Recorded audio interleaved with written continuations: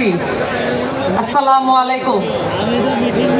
আজকে 28 ফেব্রুয়ারি 2025, এই তারিখটি বাংলাদেশের জনগণ সব সময় মনে রাখবে এই জন্য, কারণ বাংলাদেশে গত 53 বছরে একটি বাইনারি পলিটিক্সের মধ্যে আমাদেরকে ঠেলে দেওয়া হয়েছিল।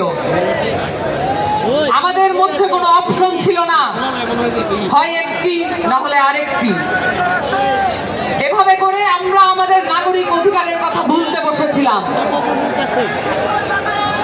এখন একটি সময় এসেছে এবং সেই সময় করে দিয়েছে বৈষম্য বিরোধী ছাত্র আন্দোলনের নেতৃত্বে হওয়া সেই গণজাগরণ, সেই গণ অভ্যুত্থান। 24 জুলাইয়ের গণ অভ্যুত্থানের মধ্য দিয়ে আমরা এই বাংলাদেশের নতুন রক্তক্ষয়ী ইতিহাসের একটি সমাপ্তি ঘটানোর স্বপ্ন দেখতে পাচ্ছি। এই স্বপ্নের মধ্য দিয়ে আমরা বাংলাদেশের একটি রাষ্ট্র পুনর্গঠনের কথা বলছি। কেন আমাদের এই রাষ্ট্র পুনর্গঠন প্রয়োজন? কারণ এই বাংলাদেশে কখনো বাংলাদেশকে অ্যাজ এ স্টেট, একটা রাষ্ট্র হিসেবে স্ট্যাবলিশ করার কোনো প্রচেষ্টা গ্রহণ করা হয় নাই।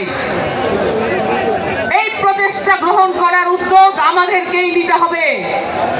জুলাই অভ্যুত্থানের শহীদদের যে আত্মা, তাদের ত্যাগ আমাদের উপরে এই দায় চাপিয়ে দিয়েছে। এই দায় অস্বীকার করার কোনো উপায় নাই।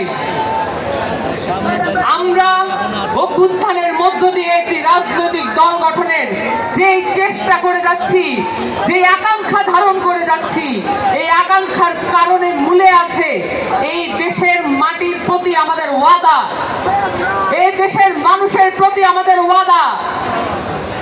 এই দেশের মানুষের সালে সালে, বছরে বছরে যে স্ট্রাগল রয়েছে, যে সংগ্রাম রয়েছে, এই সংগ্রামকে আমাদের মধ্যে ধারণ করতে হবে। আমরা আজানের জন্য খানিকক্ষণ বিরতি নিচ্ছি।